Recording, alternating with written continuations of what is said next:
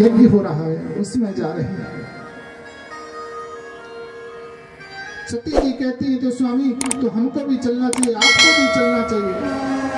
भगवान शंकर ने कहा देवी हम और आप तो जरूर चलते, लेकिन आपके पिता ने कोई निमंत्रण नहीं दिया है।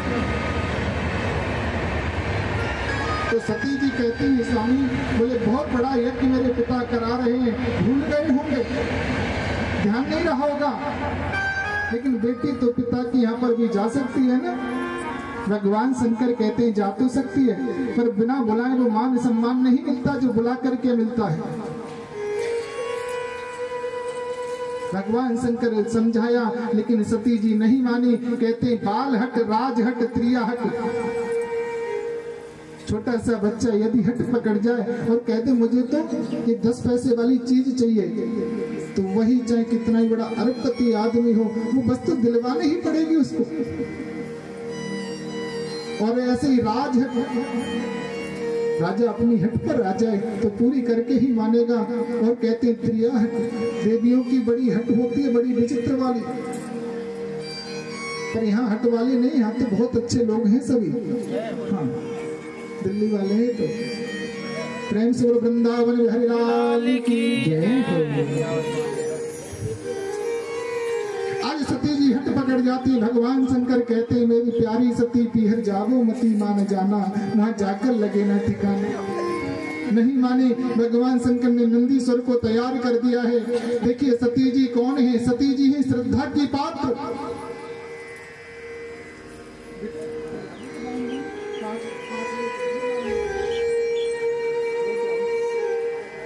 सती जी ही श्रद्धा की पात्र। नंदीश्वर कौन है? बोले आस्था के पात्र हैं।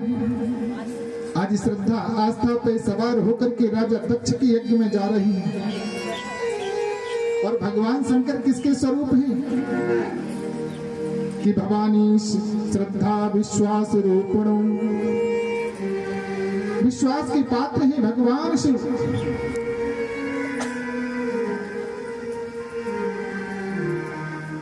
जब सती जी आस्था पे श्रद्धा आस्था पे सवार होकर के राजा दक्ष के यज्ञ में पहुंची तो वहां पर क्या नहीं था? भगवान शिव का स्थान नहीं था, विश्वास नहीं था। तो कहते हैं माताओं भाइयों बंधुओं, बिना विश्वास की श्रद्धा को जलना पड़ता है, वो श्रद्धा जली है। बिना विश्वास के श्रद्धा को जलना पड़ता है। जिस माता ने पिता ने तुम्हें जन्म दिया, तुम्हारा पालन पोषण किया, जिस माँ ने पूरा जीवन तुम्हारे लिए मेरा बच्चा सही रास्ते पर जाए, सही रास्ता चुने, पूरी पूरी रात माँ सोती नहीं थी तुम्हारे सुलाने के लिए। गीला बिस्तर कर दिया तो गीली तरफ आप हो गई, लेकिन सूखे तरफ आपको लिटा दिया।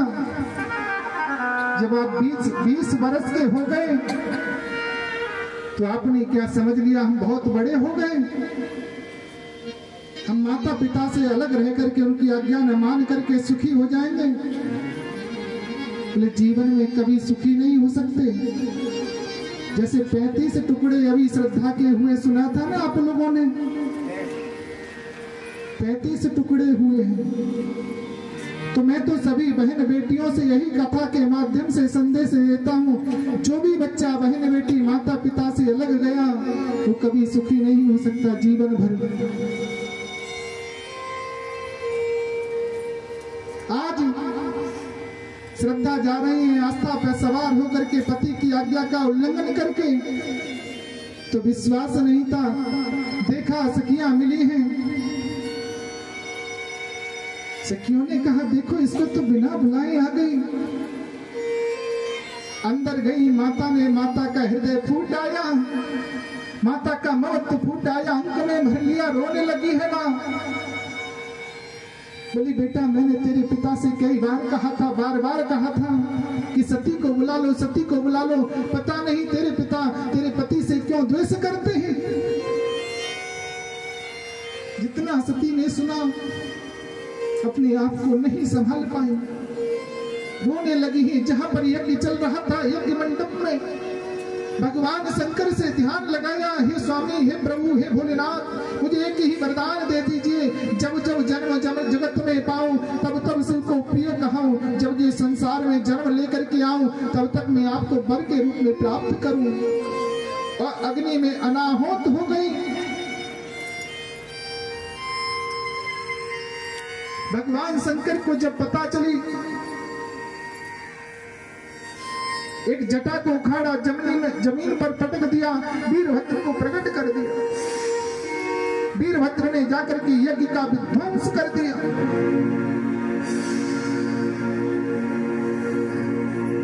जब वीरभद्र ने यज्ञ का विध्वंस किया है, पूषा के दांत तोड़ दिए, भृगु की दाढ़ी को पकड़ के उखाड़ लिया, दक्ष के सिर को धड़ से अलग कर दिया और भगवान शंकर सती के शरीर को लेकर के अपने कंधों पर रख करके भ्रमण करने लगे, भागने लगे हैं। तो जहां जहां सती के अंग प्रत्यंग गिरे थे, वही शक्ति पीठ बनती चली गई। 108 शक्ति पीठ बन करके तैयार हो गई। अब भगवान शंकर को शांत कौन करे? भगवान नारायण ने बड़ी प्रार्थना करी, बड़ी स्तुति करी। वंदे देव उमापतिम, वंदे देव उमापतिम। हे वंदे भोलेनाथ, आप प्रसन्न हो जाइए, इस यज्ञ को अधूरा मत छुड़वाइए, पूरा कीजिए। जय। भगवान शंकर प्रसन्न हुए, यज्ञ प्रारंभ हुआ। बोले भैया देखो, इसका सिर तो अब वह नहीं लग सकता, क्योंकि वो तो समुद्र के उस पार चला गया है। तो बकरे का सिर ला करके लगा दिया, जो ज्यादा मैं करता है ना,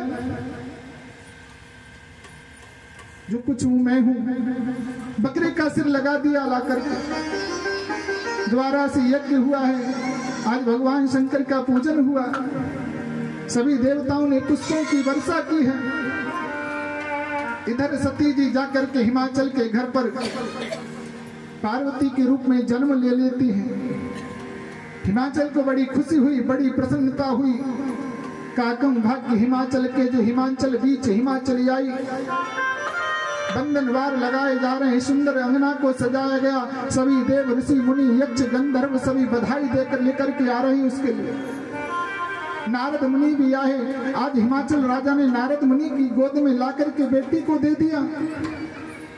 देवर्षि, मेरी बेटी का भाग्य बताइए, कैसा वर मिलेगा? माता पिता को जब बच्चे का जन्म होता है, जभी से माता को बड़ी चिंता होती है, मेरी बेटी को वर कैसा मिलेगा? अच्छा मिलेगा ना, घर परिवार अच्छा मिलेगा। लेकिन वही बेटी जब 20 वर्ष के बाद में माता पिता से खिलाफ होती है ना, तो उससे बड़ा अपराधी कोई नहीं है, उससे बड़ा आत्मघाती कोई नहीं है। नारद जी ने कहा, वर तो बहुत अच्छा मिलेगा, त्रिलोकीनाथ मिलेगा, लेकिन एक थोड़ी सी कमी है।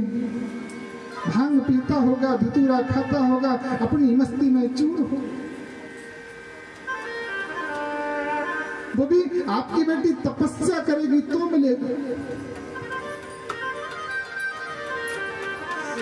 धीरे धीरे पार्वती माता बड़ी होती हैं।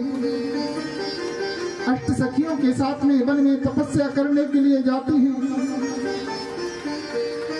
सप्तऋषि आते हैं, पार्वती जी को समझाया, क्यों भोलेनाथ के लिए तपस्या कर रही हो? बोले इस हम आपको बहुत सुंदर वर बता देंगे, जो वैकुंठ वासी हैं।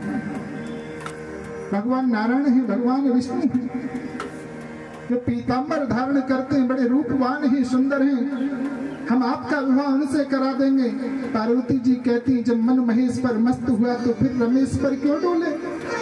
मुझे तो अपने भोलेनाथ से ही विवाह करना है। सप्तऋषि चले जाते, भगवान शंकर भी परीक्षा लेने के लिए आते। पार्वती जी नहीं मानी। भगवान शंकर ब्राह्मण के रूप में कहते हैं, बेटी आप चिंता न करें, आपकी तपस्या पूर्ण हुई। पार्वती जी वापस आती हैं। आज हिमाचल नगरी बड़ी सुंदर सज रही है, दुल्हन की तरह। आज पार्वती मैया का विवाह हो रहा है। लगन पत्रिका भेज दी, बोले हमारे घर बारात लेकर के आ जाइए। आज भगवान शंकर नंदीश्वर से कहते हैं, आप सभी जगह जाओ, निमंत्रण देकर के आओ। स्वर्ग में जाइए, वैकुंठ में जाइए, ब्रह्मलोक में जाइए, मृतलोक में जाइए, सभी जगह भोले बाबा की शादी है और विवाह की तैयारी चल रही है। कि जुड़ चला हिमालय के घर पर पर्वत नदियों का साज वहां सभी आ रहे हैं शुक्र शनि